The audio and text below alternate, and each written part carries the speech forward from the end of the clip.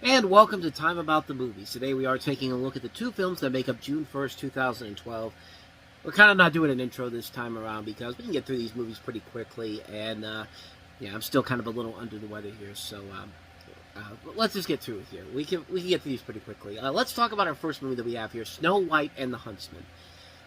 Easily the better of the two Snow White movies that came out in 2012, no question about it. But and probably the better Snow White movie that came out in the last decade or so, the best live-action Snow White movie at least. But you have Princess Snow White, played by Kristen Stewart, who grows up in prison by her evil stepmother, the powerful sorceress Ravenna, played by Charlize Theron. After Snow White escapes into the forest, Ravenna enlists a huntsman named Eric, played by Chris Hemsworth, to capture her. But he eventually becomes Snow White's companion in a quest to overthrow Ravenna and end her dark reign. So I like this one a lot more than Mirror Mirror, and I liked it more because Mirror Mirror seemed like it had its head so far up its own ass. I mean, it was a movie that was supposed to be a comedy, but a self-referential comedy, and a badly put together self-referential comedy, because, I mean, it's a movie that has its head so far up its own butt, and its pretentiousness while also trying to be funny too. This one takes itself, granted, a little more seriously than it should, but it's actually a movie where you feel like you got more than your money's worth with it. I mean, it's a movie that I think is a whole lot better than Mirror Mirror on so many levels. I think it's great because it's a movie that knows what it is. It can be fun, over-the-top action with a lot of, as well also being kind of a darker, more bleaker story. And the visual efforts of the movie work pretty well to the film's advantage. The music overall is really good by James Newton Howard. The casting overall is really good. Kristen Stewart, I thought, was actually really good as Snow White in this. You know, another one of those movies that makes you realize, yeah, Twilight was really bringing a lot of these actors down because Kristen Stewart was really good in this film. And you really do like Charlize Theron playing the bad guy in this. She actually was a ton of fun in here. Chris Hemsworth's very good in here playing Eric, the huntsman. And there is a lot of fun elements to it. It's a very fun movie. It's a movie that works because it isn't just doing the same story of Snow White and the Seven Dwarfs all over again. It's taking chances with it, and it works very well to the film's advantages. And it helps that you got some talented writers on board here. Evan Dougherty, you have John Lee Hancock, who gave us The Blind Side, Hossein Amini, who gave us Drive. The director of this is Rupert Sanders, who I think this actually was his directorial debut, if I'm not mistaken. Yeah, it was his directorial debut, and it was actually the best thing he ever directed because his next two movies were the infamous Ghost in the Shell, and more recently, the Crow remake, and those were great movies, right? No, of course they weren't. That's why I brought them up, but this movie overall was a lot of fun. It's not a classic by any means necessary, but I thought the movie was a ton of fun overall. It delivered what Mirror Mirror didn't deliver on. It was over the top, but not in a way where it completely ruined the film. It works because it's just a fun film overall. It's a fun summer blockbuster movie mixed in with a classic fairy tale in Snow White. I think it's done very well.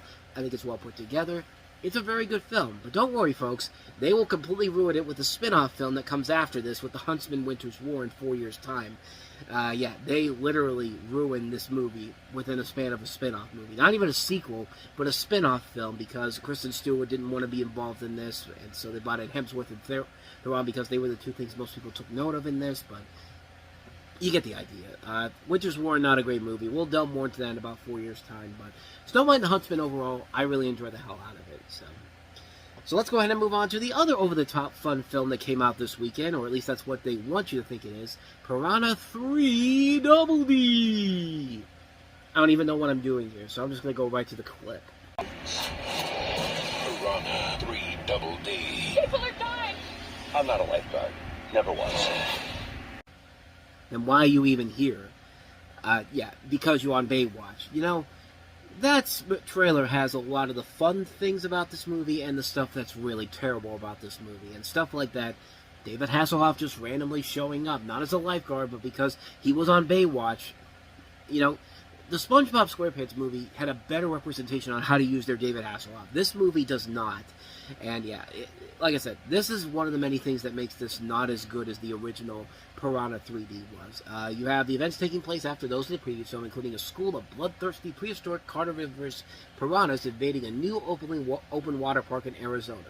You have characters played by Daniel Panabaker, David Koechner, Katrina Bowden from 30 Rock, Gary Busey, Christopher Lloyd. You see Ving Rhames with a cameo in here, and it's literally a cameo because he's uncredited for this movie.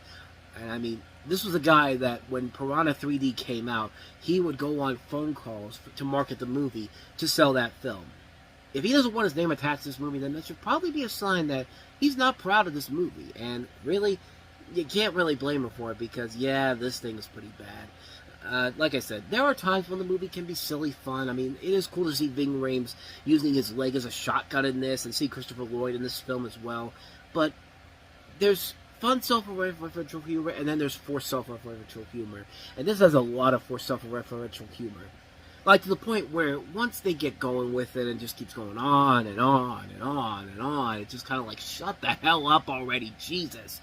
Like, it goes on forever. This thing's not even that long. It's not even 90 minutes long, but it feels like an eternity watching this movie. And it's just like, good lord, man. And the jokes that are even in here are not that funny. The cameos they have in here aren't really all that great. I mean, this movie took what made the first movie fun and just completely ruined it by making a sequel that nobody was asking for. And really, there's not much more you can really do with it with a film like this. I mean, the first movie works on its own merits, but this one just feels like they took it way too far. I mean, it's kind of like the Human Centipede 2 of this series, except it's not as effed up as that movie is. And I say that because it's mostly more about gross-out humor and less than about these piranhas coming to kill these people. Like, I mean, it's not a good movie. It's a really lazy film. It's lousily put together. The few funny moments in here are not worth your time at all. Avoid Piranha 3DD like the plague. Plain and simple. And thus, with all that said, we wrap up another episode of Time About the Movies. Next time we meet, we'll take a look at 4 more movies, including a couple of big summer blockbusters. We have the 3rd installment in the Madagascar series, Madagascar 3, Europe's Most Wanted. We also have Ridley Scott returning to the franchise he created with Alien. And everyone was really hyping this up to be the next big sci-fi hit blockbuster in Prometheus. Did it succeed in that? We'll discuss it on the next episode. Trust me, that's worthy of a long discussion on that one, because probably people aren't going to like what I have to say about it. But we also have Safety Not Guaranteed, a movie about, a guy that says that they're trying to go back in time and that their safety is not guaranteed, and it's a quirky little sci-fi comedy that we'll take a look at. We will also take a look at... not this movie that I'm looking at here. We also will take a look at Greta Gerwig starring in Lola Versus, one of the Fox Searchlight movie that you may have not have heard of, but you might want to check it out. But we'll talk more about that tomorrow on the show. All 4 of those films in general. So, with all that said, thank you so much for watching this. I hope you enjoyed it. If you did, please go ahead and do me the honors of hitting that like button, that subscribe button, and that notification button. Also, don't forget to check out our playlist, and don't forget to check out the last episode we did. So, with all that said, whether it's in the past, the present, or the future, I will see you at the movies. Take care.